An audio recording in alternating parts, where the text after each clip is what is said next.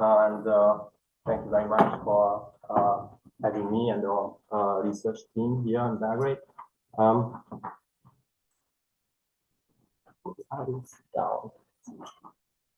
So, the area of southern Transdanubia represents the northern limit of the early Neolithic Starchevo style potting.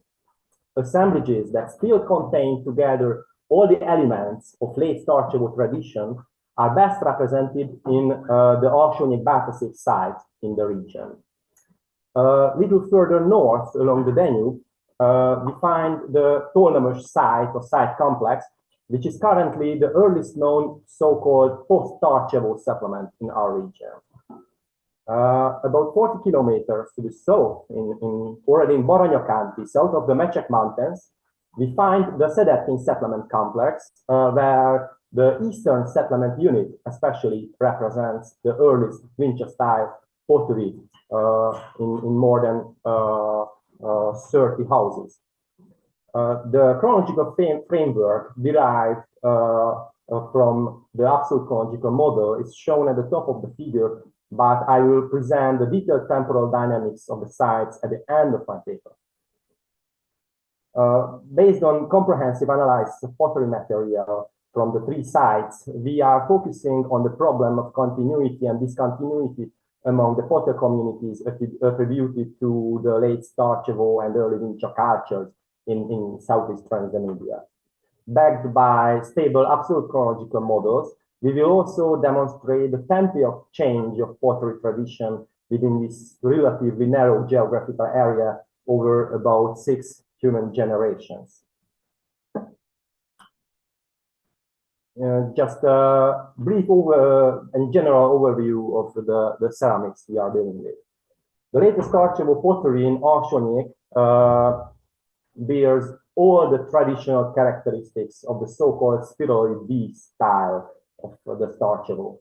It is best characterized by polychrome spheroid painting, sharply biconical vessel shapes, and intensive use of the Shlikhov barbotine.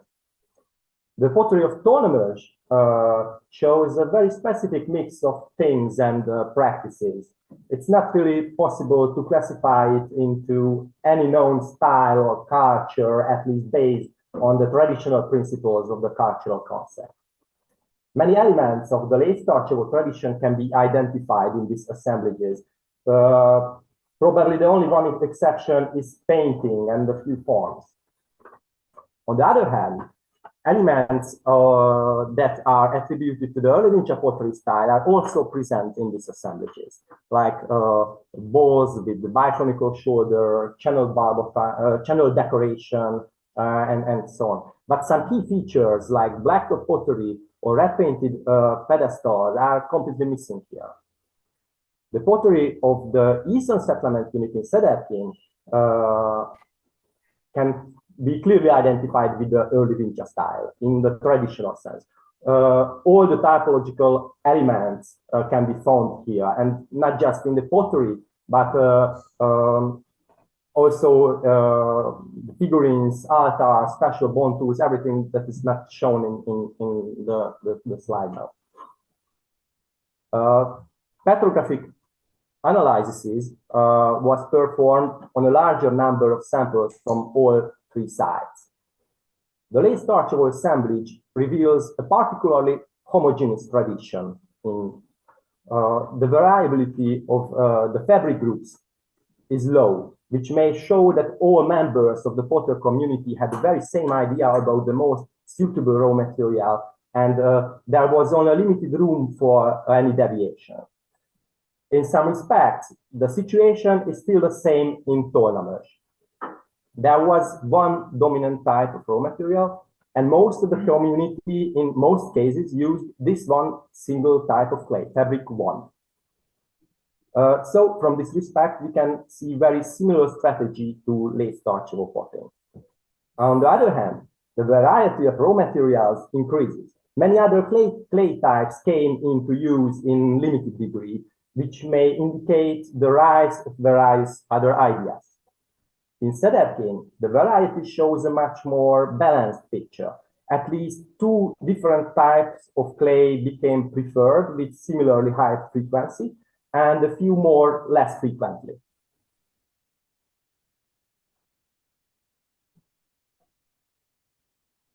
The analysis of wear types or quality types gives a more comprehensive picture on the performance characteristics of the pottery. This is based on macroscopic observations and covers the entire recorded material. The two most decisive trends are the growing preference of fine ceramics without shaft temper and the diversification of the coarse wear types as the use of sand temper became popular in the early winter tradition. The transitional character of Tolna is quite clear in this case too. It can be seen, however, that the most typical starchable wear type, wear 1, did not disappear completely. It can be detected even in the early winter material of Szedetyn. As this diagram shows, the abandonment of the shaft temper in general is not so drastic after the starchable, but a gradual fading of this tradition seems more likely. On the next slide, we analyze the proportion of the main morphological types. As we can see, there are only a few types that are lost from the inventory after late starchable. But what is more important, all the basic shapes that became popular and emblematic in the early winter style can be detected in the late starchable repertoire at Arsonyk in certain proportions.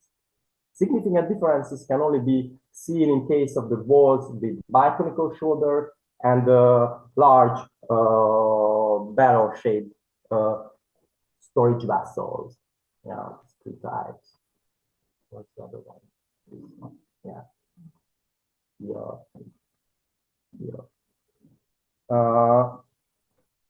As they only became widespread in the winter culture, in the winter potting. Although their first pieces appear already in the late starchable material too. The transitional character of the Tolna assemblage are remarkable in this case as well. The main types of decorations are shown here. In most cases, we see a clear shift in proportions between the late starchable of Arsonyk and early winter of Szedetyn, while Tolna seems a bit like both. We found only two types of decoration with a relatively low number of cases which occurred exclusively in late starchable or exclusively in early winter. The painting in the starchable case and the black top pottery in winter. And none of them appeared in Tolna, interestingly.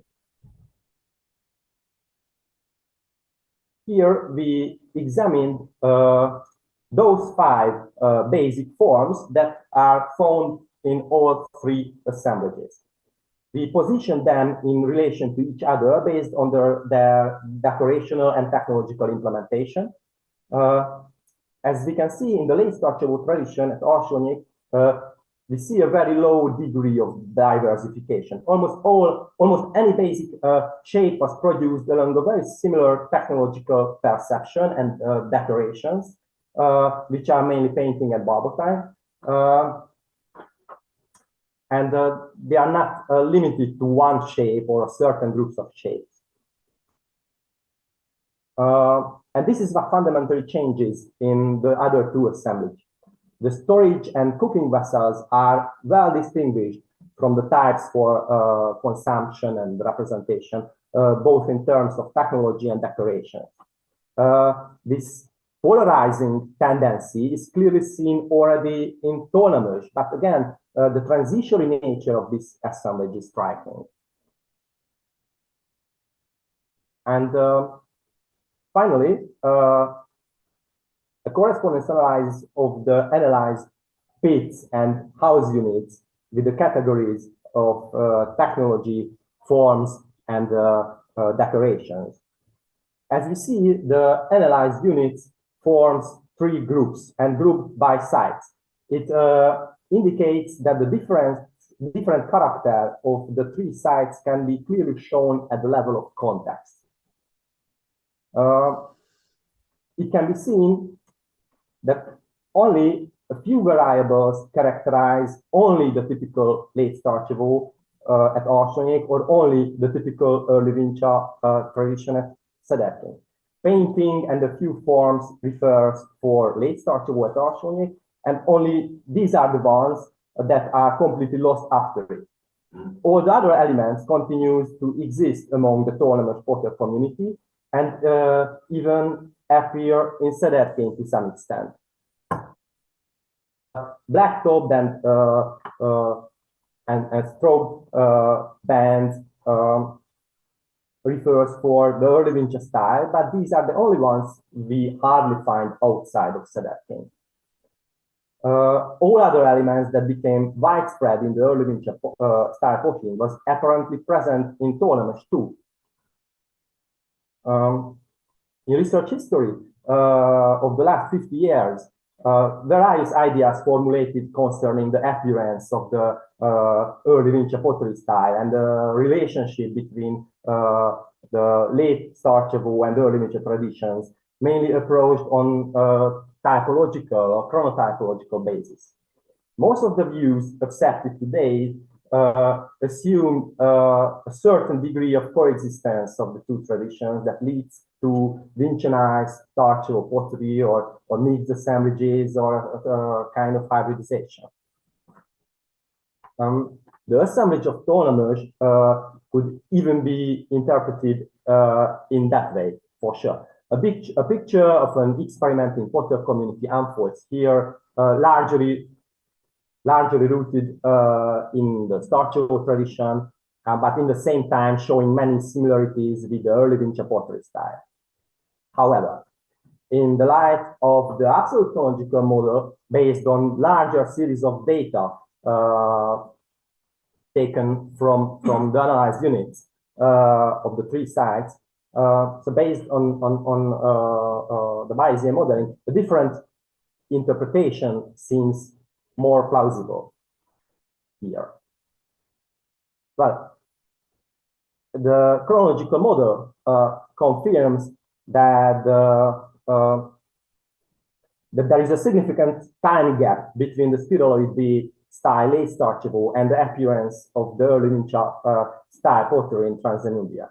So it does not allow us to talk about mixing between the two styles here. The model also confirms that the life of the Tolnamos community probably also begins after the end of the late Starchevo settlement in Arsonyik, only around 5450 BC. But it is also very probable that it precedes the appearance of the first potters in Szedeckény. According to this model, 5330 BC is the earliest possible date for the beginning of production of typical early Vinca style pottery in Szedeckény. And there are very similar absolute chronological data, by the way, from other Serbian earliest Vinca sites too, like the lowest layers of Vinca Belavodor or Belovode. This shows that many of the basic components of the early Vinca ceramic style can be seen as a part of long-term tradition, which was already present in the middle of the 56th century BC. Fundamental changes in the potting tradition, such as the polarization of coarse and fine pottery and the diversification of raw materials, already taking place during the 55th century BC at the latest, as we see in Tolnamos. In this sense, 5330 BC, the beginning of the Szedeckény site and other dated early Vinca sites, is only the time by all the well-known characteristics of the early Vinca style potting was finally formed. This is the time by when all its spectacular elements merged into the tradition, but discovers mainly those elite technologies, such as the blacktop technique. Thank you very much for the attention. Marcelo, for giving the time and also for presenting us for this fascinating data set on the temporality of the formation of the Urban style. So, and any questions from the audience here in the room? Comments?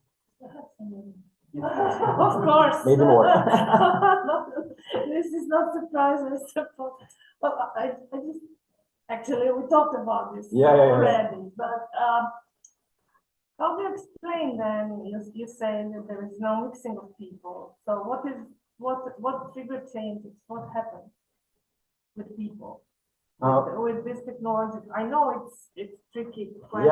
It's a good question. How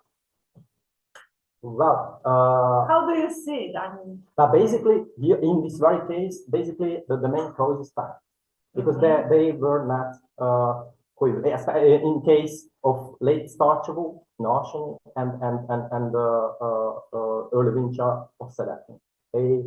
They didn't live in the same time. In case of Oshony, in Tollnemurs and Sedatyn, it's more complicated because the Tollnemurs site started earlier than Sedatyn, but then the two sites run yes, but do you see parallel. new population or That's a good question.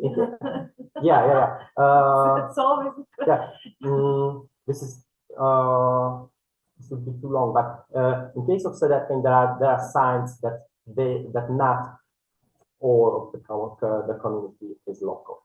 Yeah. So when these typical early winter elements like blacktop appeared around 5330, there should have been some population input as well. Yes. Yes. Okay. Yeah. We have some genetic evidence and so on, but so yeah. Okay. Thank you. Yeah. Thank you. Thank you very much. If there is no other questions from the Zoom audience, let's move on to our next presentation by Andras Kuzesi, The Social Power of Ceramic Styles, Good versus Sokal Art.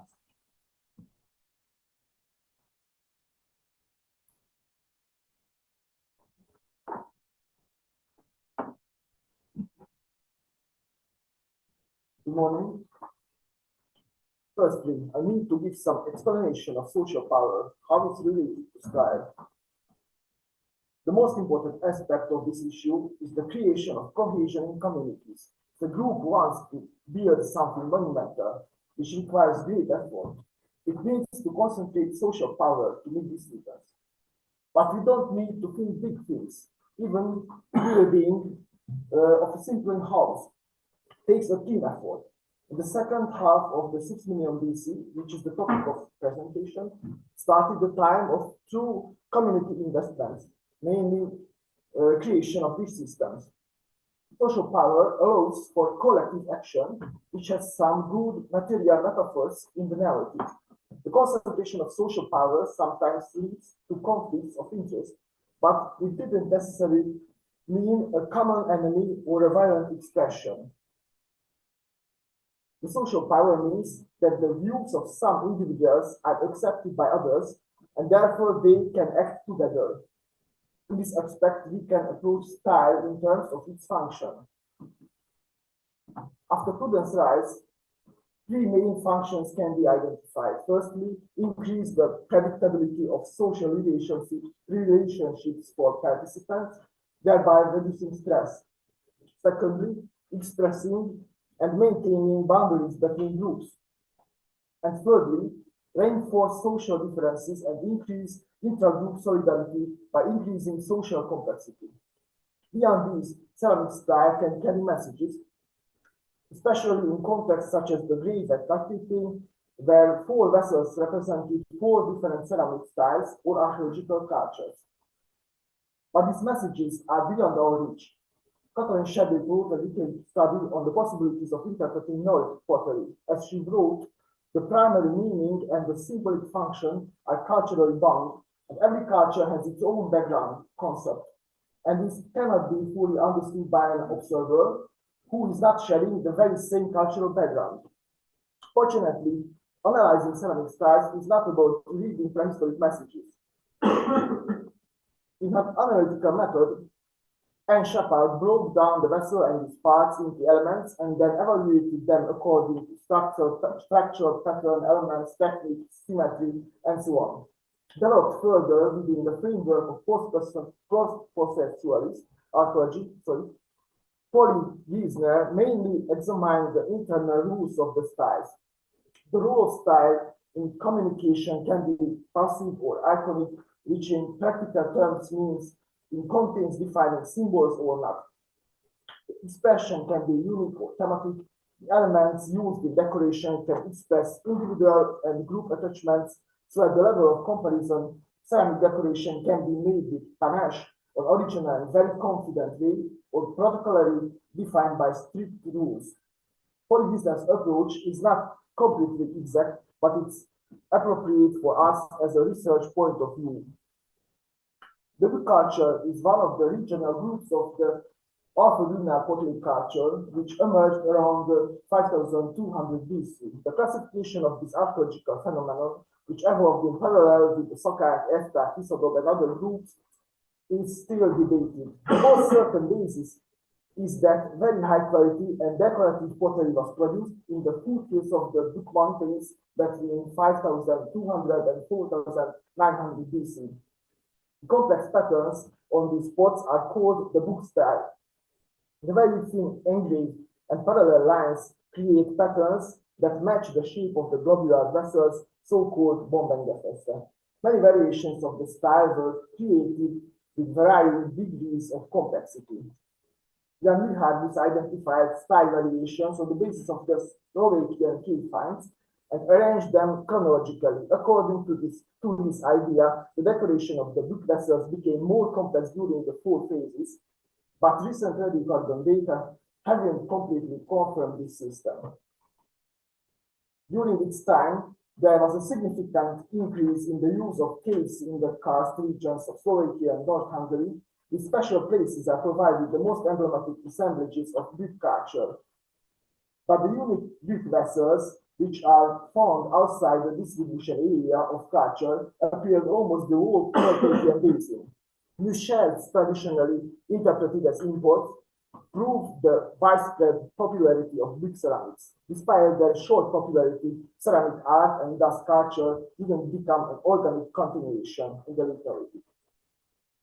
The Szakács culture or group developed on the southern and central part of the Great Hungarian Plain between 5300 and 5000 BC. The ceramics underwent much greater changes than the Greek style.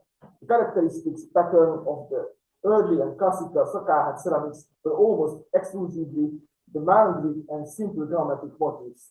The red ochre painting gives the basic design of this decoration, which appears on the belly of different vessels, mainly used for serving and consumption. Szakács settlements are usually located on the border of the fruit plant, and 5 constant buildings are characteristics of them. By the end of the 6 million BC, the settlement network had undergone a concentration, settlements became larger, and dish systems were also established in certain locations. These late Szakács centers became the lowest stratum and the starting point of the late Neolithic terrace.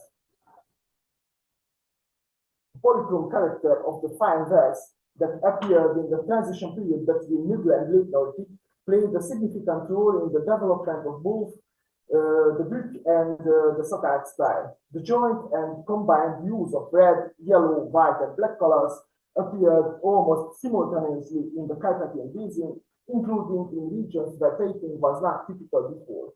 In the Szakács style, different colors were used for filling in accordance with the previous practices, patterns. On Greek ceramics, red and yellow colors were used as an incrustation of engraved lines. This polychrome period, with its remarkable visuality, may be related to the increase in the social significance of the use of ceramics.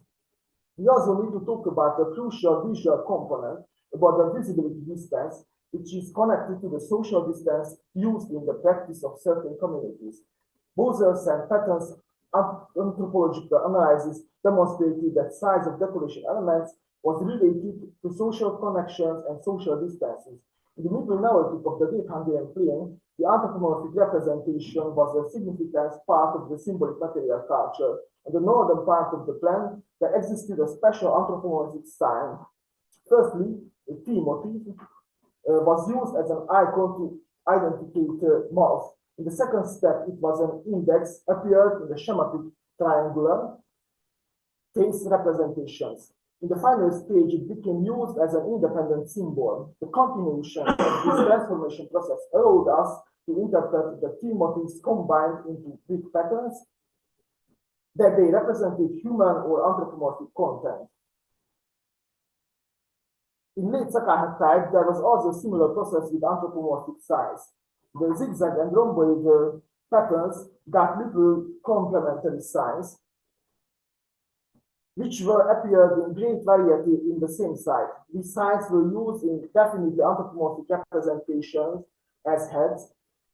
So we can assume that these signs were used as anthropomorphic signs in all cases, and their variability in the community, they refer to inner social groups.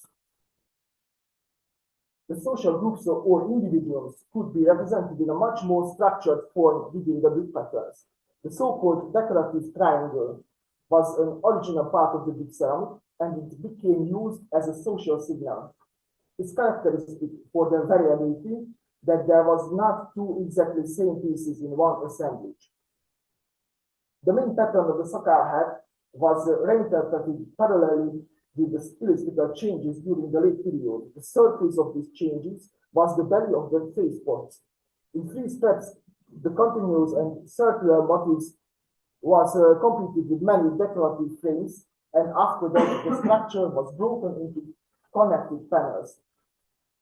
Details of this transformation process can be seen in this slide. The variability became as high as in the decorative triangle of big style, but the important difference that the complexity of Sakar style was created more later than in the big style, and it was the basis of a new cultural development. The increase of the number of decorational elements allowed to present details of social relations. The question is that what was the relation between the agents who connected to vessels, namely the maker and the user? I would like to reflect on the importance of the question with just few selected but symbolic examples. The black painted pattern can be seen on the inner surface of a late Neolithic pedestal vessel, lines shaped like hands, can display a feasting where the serving bowl were used communally. Decoration was an active player in the social process and rites, as the flower pot-shaped vessel show, which was repainted before the funeral. Among the various phases of pottery making, the decoration was the one in which the members of a group could participate together. Large storage jars of the early artisanal pottery culture show a special anthropomorphic decoration. The composition of 1 female and 4 dancing figures was framed by fingerprints. And this filling pattern was made by a lot of people who joined with the vessel and each other in this last moment. Thinking about these last aspects, we can analyze the Duk and Sakar decoration. The Duk patterns has very strong symmetry, both radially and horizontally. Radial symmetry was supported by divided space, which was made usually by dotted lines. These axes determined the alignment of the edges. The horizontal division was signed in the 3rd phase and was supported by the vessel form. Finally, the implementation of many parallel lines was created by Kranz. Despite these technical tricks, making the brick decoration certainly required a lot of knowledge and concentration. The ceramic decoration was probably an exclusive activity. If we take a closer look at the Sakar decoration, we can find many faults. The edges of the engraved lines have not been smoothed, the lines are not regular, they cross each other several times, and so on. We can say that these decorations are not delicious. If we take a few steps back, we see brightly colored decorative patterns. This feature of the Szakád type allowed a wider group of people to make their own decorative vessels. As conclusion, we can summarize this comparison of two styles. Brick appeared on high-quality vessels and used complex motifs, so its production was exclusive. Szakád had used simply geometric motifs, and red painting provided high visuality, so its production could be wide-ranging. As we can try to evaluate the ability of styles to concentrate of social power, we must say that both had possibilities as strengths, but in the long term, the Szakád had proved to be successful. Inserting this concept into the trends of social cultural changes of the late 6th millennium BC, we can state some coincidences with the quality of the styles and the changes which happened in two cultural regions. And finally, I think that the results of ceramic style analysis can or should be passed into analysis of complex systems. Thank you for your attention.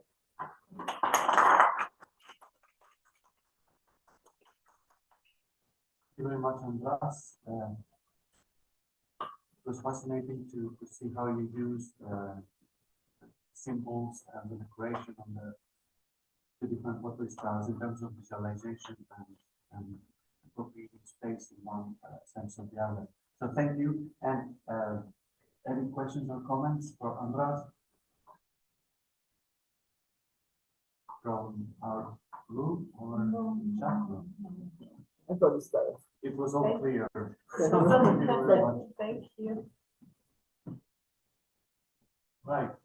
Here we move on to our third presentation by a group from Hungary again, Martok Szilágyi, Eszter Szolnay, Norbert Farago, David Kraus, Gabriel Silas, Susanna Virág, and Susanna on short stories on the millennium of changes in pottery styles and the Copper Age of the Budapest region.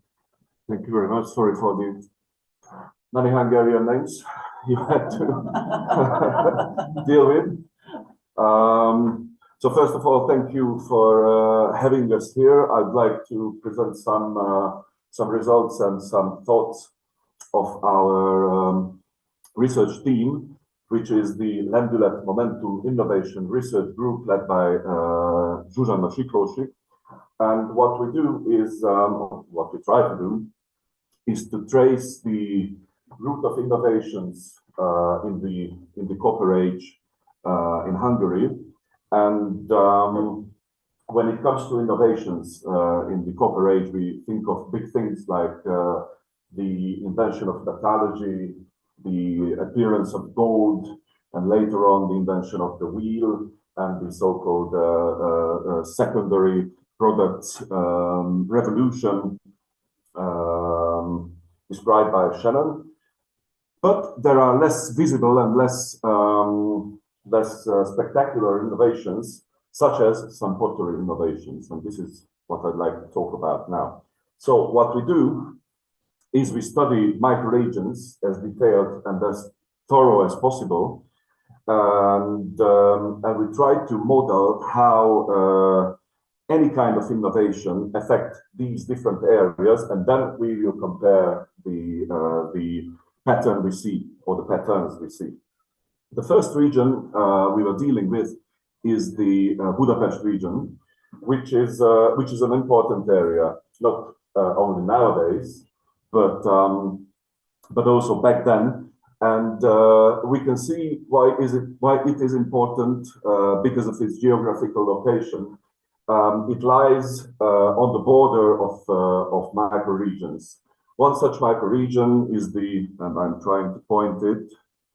One such microregion is the Great Hungarian Plain, which is the route to Transylvania. Another one is Transdanubia here, and the little plain that goes westwards. And the Danube itself is a natural line of communication or movement or mobility through Central Europe and towards the North Balkans and towards the lower Danube basin. So it is seen or it can be seen as a junction of these microregions. According to the traditional cultural concept and chronology, we are dealing with this period, so roughly from 4500 to 3500 BC. And in the Budapest region, it is covered by the so-called Ludanice culture, Furhenstich, or stab and drag. And sorry, I will use the Furhenstich if you allow me, because it is its name.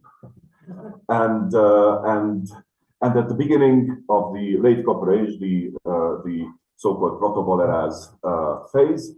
And these are the absolute dates, what we have now from the Budapest region.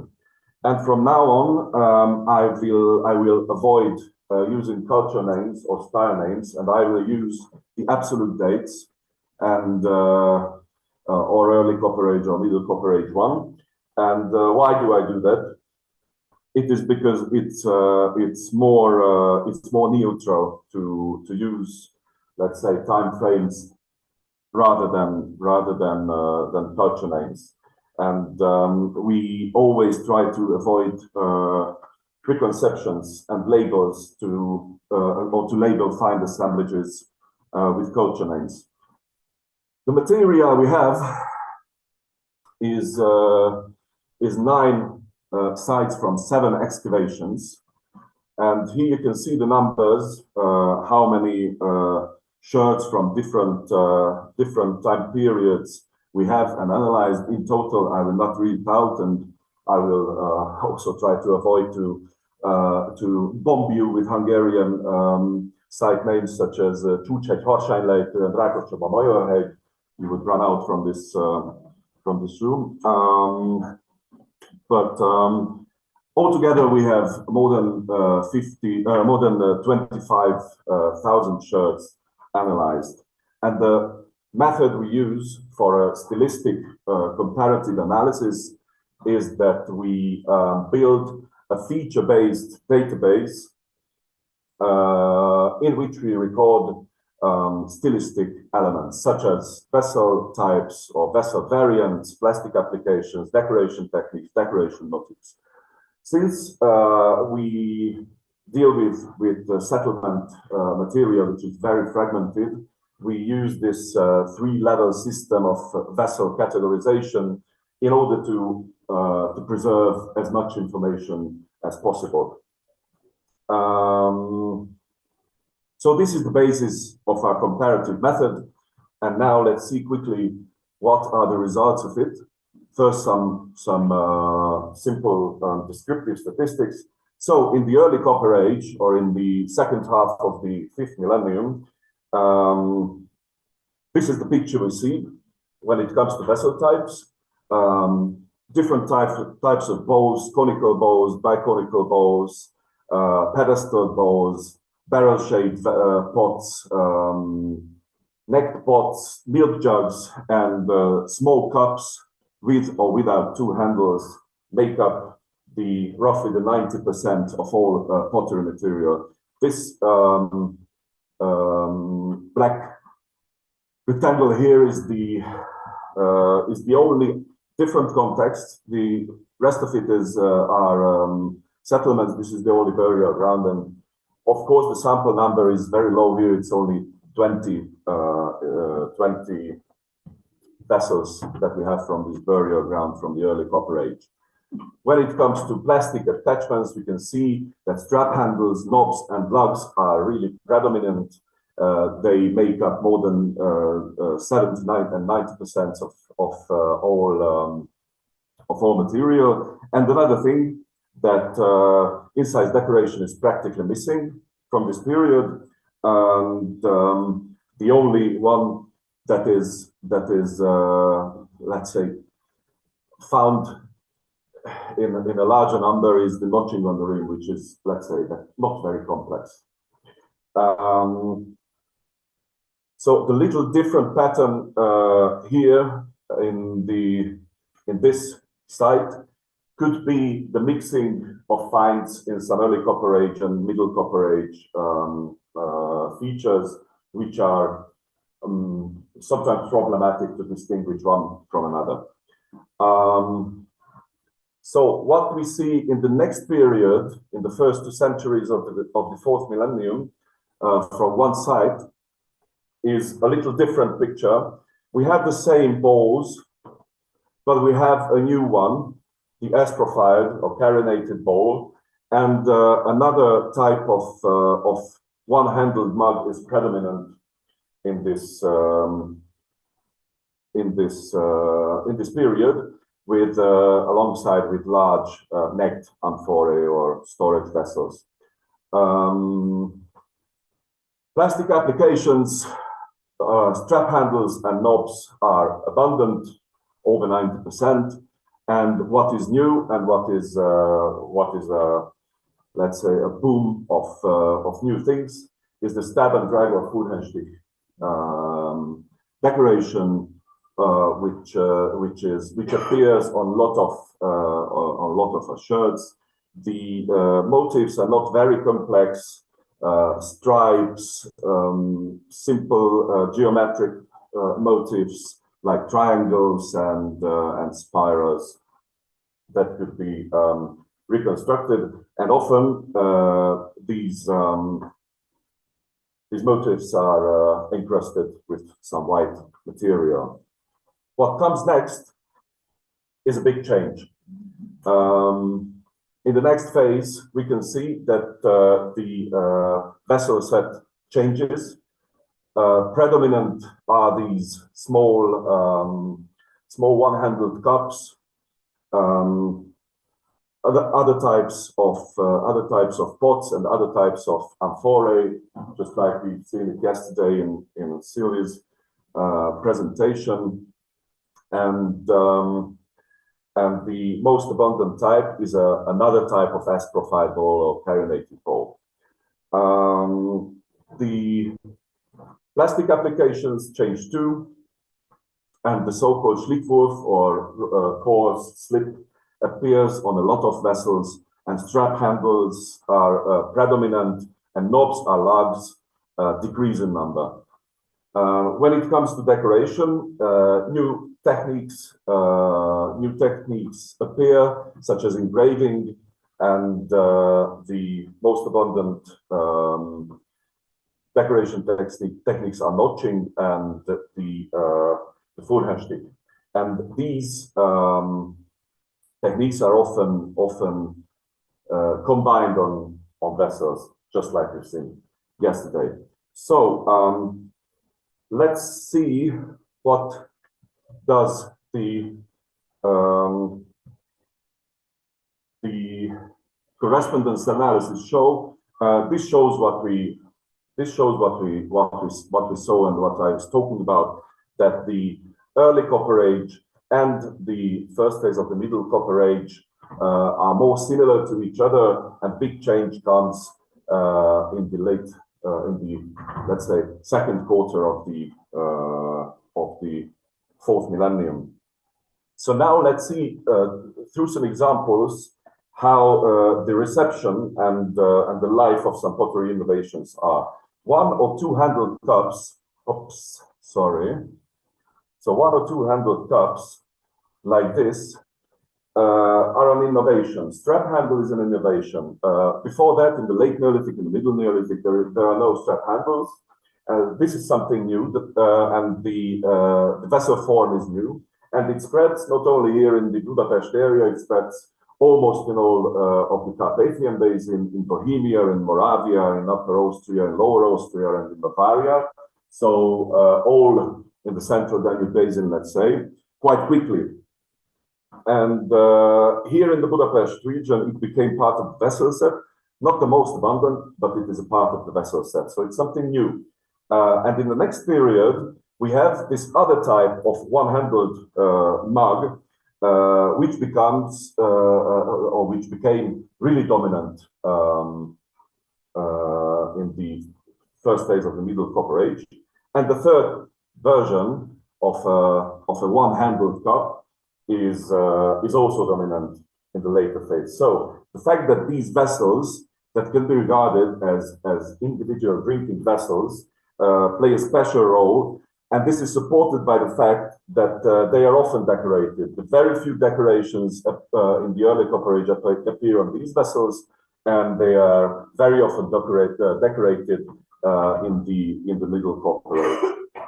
The other innovation is the Furhenstich, which is invented, let's say, in southwest Germany and in the south of Germany, and it is the main decoration type in Bavaria and in the early Copper Age.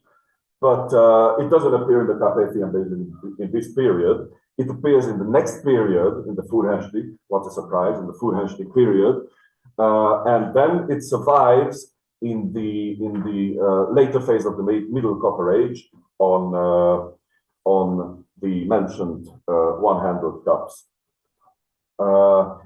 There are slow transformations. Let's see, for example, the transformation of the bowl set.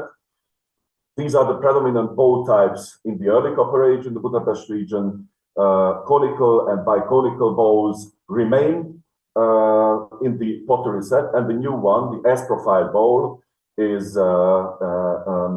becomes predominant in this period. And then the vessel forms change. These two are missing in the second phase of the Middle Copper Age, and another type of an S-profile bowl becomes the most abundant type. So it's not the vessel type itself, but rather the idea of having an S-profile bowl might be a survival, let's say, idea. And a last example is the change of vessel categories. As we can see that in the early Copper Age and in the first phase of the Middle Copper Age, we have 6, 7, 8 vessel categories that make up the whole vessel set. And in the last period, it's only 4. We have bowls, we have pots, we have storage vessels, and we have cups, and that's it. So it is a uniformization of the vessel set, and it makes up the 99% of Middle Copper Age 2 vessel set. So this is what we do, and this is what we try to do, and this is how we try to model the reception of innovations on the one hand, and on the other hand, the fading out of older things. And with this method, we can do it with all stylistic elements. So it's not just vessel shapes. We can do it with knot types, motifs, techniques, and so on. So we can create microhistories of pottery innovations in these microregions. We can write shortened history of stylistic elements, and we can study and analyze or reconstruct long-term changes in the stylistic set. So now what we have is a vertical history of pottery style changes in the Budapest region, and what we hope to have is after the future steps, we'll do the same analysis on other early and Middle Copper Age sites in other microregions in Transdanubia and the Hungarian plain. We have 4, 5, 6 microregions, and we will have 4, 5, 6 similar or different stories, and with putting these together, we could hopefully model the root of these kind of pottery innovations, and not only the innovations, but also the social structure, the social network that lies beneath these things. So, and hopefully later, not only in Hungary, but in the Carpathian Basin and Central Europe, we can do such studies. Thank you very much for your attention. In the name of it is marketing, sorry. I had to say it. Thank you. Thank you. Martin, and thank you for avoiding going through all the Hungarian place names. You're very welcome. So, are there any questions from inside this room or comments? Yes. Possibly, yeah. Thank you very much. I mean, this was very inspiring, like previous presentations. I'm very happy to see that people are thinking about those transformation processes, mixing of different things and styles. I think that's very important. But I wanted to ask you, or I don't know, maybe to talk about how do you see difference between innovation and transformation? What is the you mentioned several times innovation. What is new? The mugs with the handles, that is something really new. And the other things, in my opinion, they transform. So how do you see these two processes?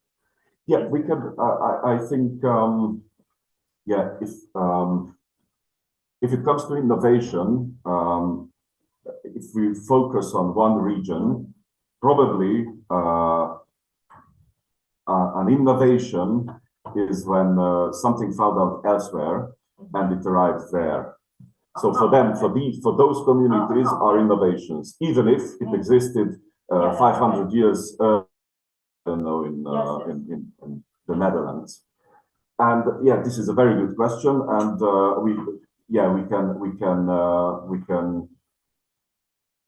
we can compare these two, let's say, reception of or methods of reception, and we can do it with all elements I mentioned, and yeah. How do you explain this?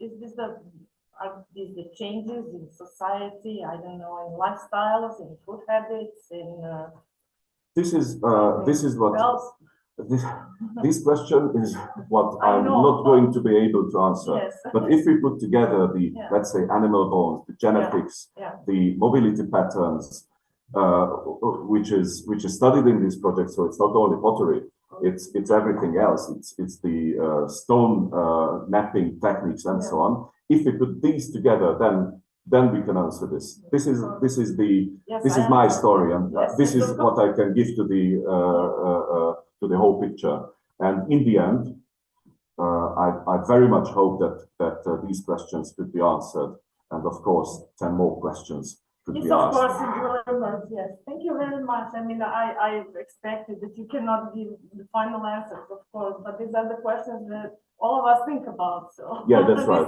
This is why I asked. That's right. But we chose this bottom-up approach. So we try to create these kind of big micro histories, micro stories, micro elements, and then put together the whole picture, because yeah, we think that it would make sense. Yeah.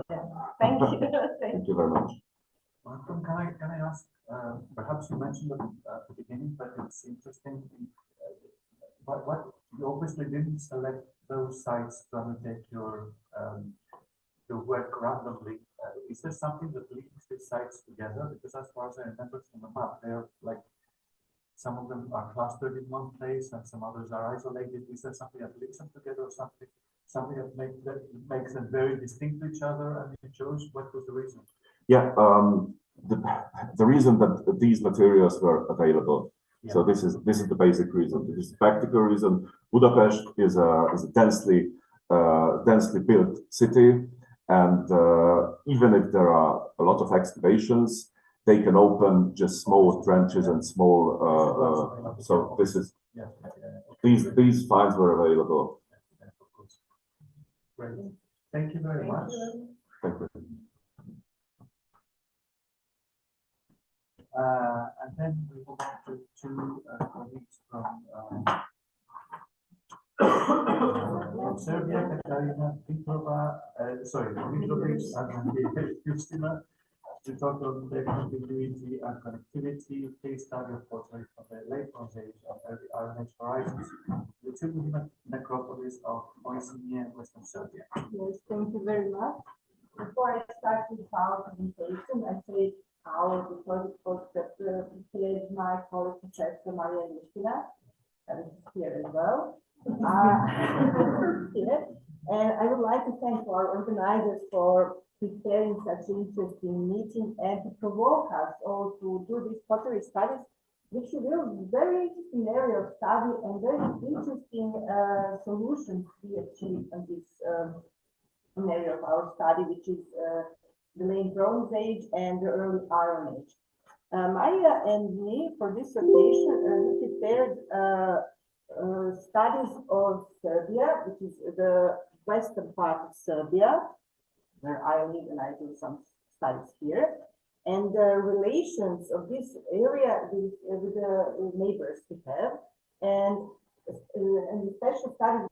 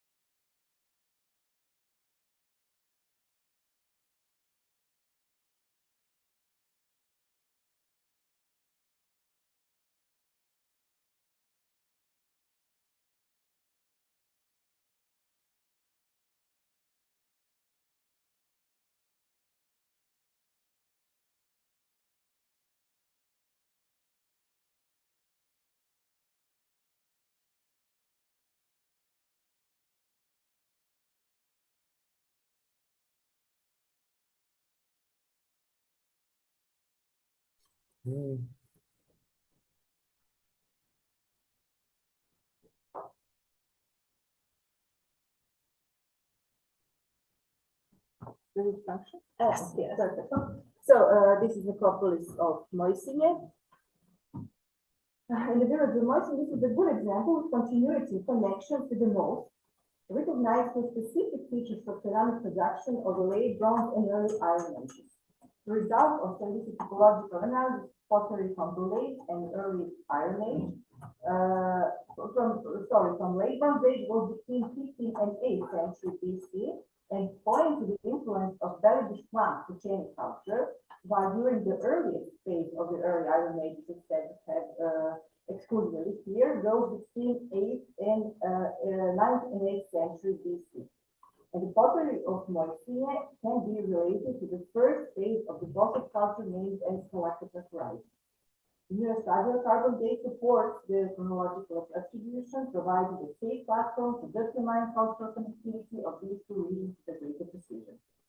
In further presentation, the ceramic production characteristics of these two successive cultural and chronological horizons will be analyzed, as well as the possibility of the transfer influences, but also manner, scope, and its acceptance in living communities of Western Serbia.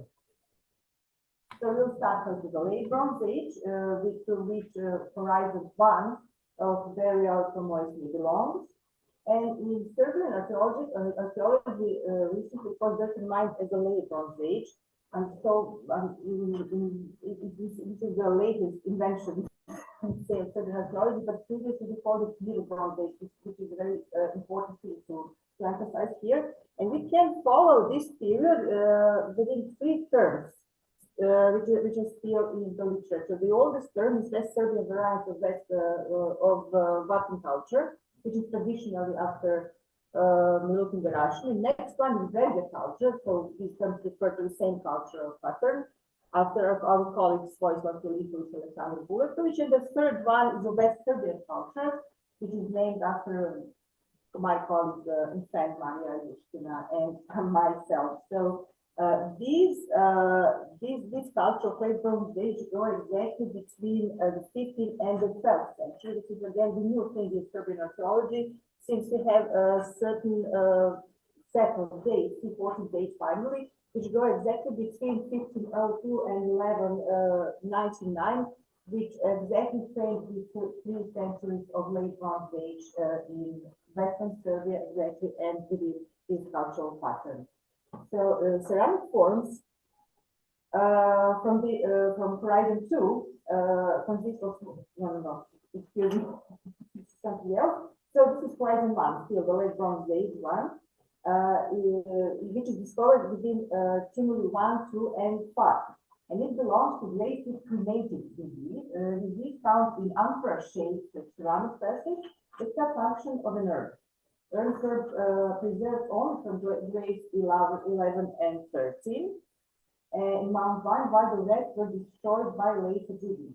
The most common categories of ceramics from grades are represented by beakers, which is a total of 11 items, and bowls are identified with 4 or 7 examples, out of which only 3 were reconstructed. So the list is followed by the shapes from this horizon. The first line is horizon as an urn, has a large round, very short funnel-shaped neck, and inverted rim and flat bottom. 2 or 4 small candles are placed on the belly. They are decorated in sideline, grooves, protrusions, and the height varies between 22 and 41 centimeters. So this is followed by beakers, again with this round and wide belly, conical neck, and now they have an accentuated foot. The rim is again horizontally profiled, and the novelty is the radical stretching of the rim. The candles can be bend-shaped or 2 small candles on the shoulder, and decoration is made again of the same style, but their heights vary between 8 and 40 centimeters. And the list ends with the bowls at the end. Again, the wide round belly, short neck, flared rim, and flat bottom. The height is always close to the rim height, between 8 and 10 centimeters, and the surface is decorated again on the same manner. In general, ceramic production is characterized by uniformity of plane and treated surface, in some cases highly polished, of uneven fiery color, from reddish brown to dark brown color. Accompanying to analogies with several metropolises from Western Serbia, ceramic of the late Bronze Age from Moisin have direct parallels with the ceramics of Velegišman culture, which is characteristic for the same period of today's Vojvodina, which is the area to the north from Sava River. In the case of the collectivity, the communities can find similarities in funerary practice as well, since the pottery, same pottery forms such as not only urns but beakers and bowls as well, can be found in the great inventory of the Belegish culture, like here. The next step is the early Iron Age, to which belongs the Horizon 2 from the necropolis of Moisine. We can follow in Moisine regarding the pottery production, a very similar situation like during the late Bronze one. The peculiarity of this horizon is represented by skeleton disease, where a certain number have offerings. Ceramic vessels were discovered in 17 grades, which are as a rule placed next to the fetus disease, while metal objects made the inventory of 7 grades. More recent radiocarbon dates place this horizon between the middle of the 11th and the beginning of the 8th century. And as I said, the radiocarbon dates with the earliest iron items put this horizon between the end of the 9th and the beginning of the 7th century, so we finally know when iron comes in our area. And based on these absolute dates and their relationship to the times of time, two phases have been proposed. The older phase is represented by grades without accessories or with a small rough cups of balls. And the younger one is the phase with the balls, cups, and smashed candles. There are some of which have bronze and iron items of attire. So these are forms which follow the horizon too. And this consists of larger balls and smaller cups with a flat bottom and slightly everted rim. Some of them have the ribbon handles, deliberately smashed, preserved only at its roots. Here. These candles are reconstructed before they realized that these candles were deliberately smashed. Pottery was made of clay, tempered with fine sand, light dark to dark color, decorated with incised parallel zigzag lines of sickle-like impressions in low dust below the rim. Similar to previous periods, for example, early Bronze Age and late Bronze Age, the early Iron Age keep the same cultural ties as established previously. The shapes and decoration of ceramic of horizon too ignores either the characteristic of the Kalakacha style of Bosnian culture, which existed in Vojvodina and the neighboring areas at the beginning of the 1st century BC. On the other hand, the community with Kalakacha ceramics in Western Serbia, which culturally differed from northern neighbors, a name of moistened Catholic horizon has been proposed. In addition to traditional connections with their neighbors across the Sava River, they also have renewed connections with the Adriatic area, but via different media. Difference in material can indicate different types of connectivity through which they reach very prestigious luxury goods of that era, which are naturally iron objects. So this was a short overview of the ceramic types and connections that we realized that there's Western Serbia with the neighboring areas, mostly with the South Vojvodina. But now we are going to present small discussion and our recent reflections on this topic. So cultural transmission between Vojvodina, Southern Pannonia, and Western Serbia was a long-term process that for some reason lasted for millennia, and which is most evident of ceramic and metal objects, from the propulsion. However, we must stay cautious in case we lack evidence of funerary practice in North, and notice during the Kalakacha phase in Vojvodina, there is evidence only settlement context. Close parallel in ceramic style are reflected in shapes and decoration. Late Bronze Age and early Iron Age pottery confirm this fact by a simple comparison with examples from contemporaneous cultures north of the Sava River. There is no doubt that local communities had role models in their northern neighbors' pottery production. The question is, why these influences lasted so long and so obviously? And why exactly ceramics, which is one of the most impressive cultural determinants in historic science, was so susceptible to copying and repeating models. In addition to pottery, metal production also shows a very close connection with the same cultural circle. Although local inventions for certain types of jewelry also developed, for example, these scopes with spiral coil ending accelerated, or spectacle shaped pendants with joints highly elevated and spirally coiled. So even so, this style of metal products still follow this basic idea of typical bronze wire from Central Europe, which is spiral coiling. Recognition of imitation is actually the starting point for identifying the character or the influence and connections of Western Serbia to the Serbian part of the Middle Danube. The pottery examples represent the locally produced items, imitation of desirable products from the north. The connections that have been maintained for more than 2 millennia and are most evident in ceramic production are definitely worth uncovering the nature of relationships between communities that live south and the north of Sava River. Given their long-term continuity, they have to have some sustainable economic basis. In this case, one one-way economic transfer should be excluded because they are not isolated cases of group profiling, but a rule in a large geographical area that is continuously repeated. In the case of Western Serbia, the reasons for the motivation of local communities to imitate the style should be sought in one of the models proposed by choice, which could be probably applicable in our example. In order to understand model from the north, one should re-examine the meaning of ceramics with the characteristic of Beli Ishvan or Kalakachi style, originally a South Pannonian invention, a product of cultural and historical development there. In our case, there is not only an imitation of a form or a symbol in a changed medium that conveys meaning, but the entire portrait from one here shows a complete imitation of the model, which implies other support. In the Bronze and Iron Age societies, the spread of an innovation would generally have been accompanied by the spread of knowledge necessary for its production. So our example shows a complete and unconditional takeover of a model in a local performance that is recognized in a more rustic processing from local workshops with insufficient technological skill, such as those in the areas from which the influences are reflected.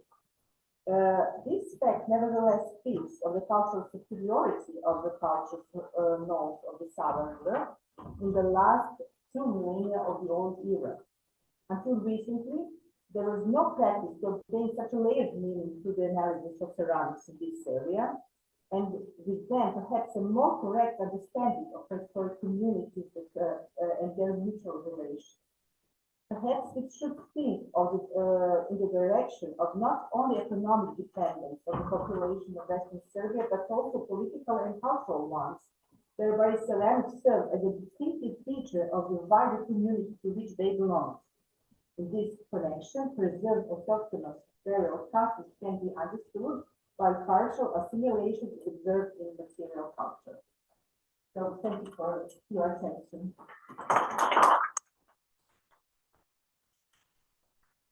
Very much, Katarina, for this presentation. I'm sure more people are familiar from Serbia with the sites and the material culture, so please feel free to address your questions or comments. We have not many Serbian colleagues here, obviously. Yes, I just realized I'm not so maybe today. Anyway, I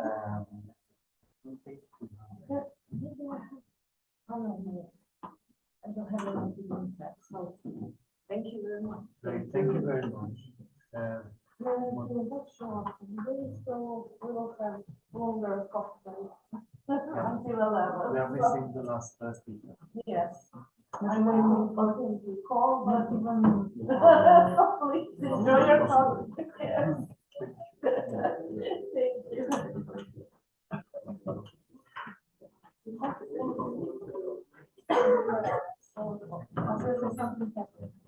But I rejected. No, this too is possible.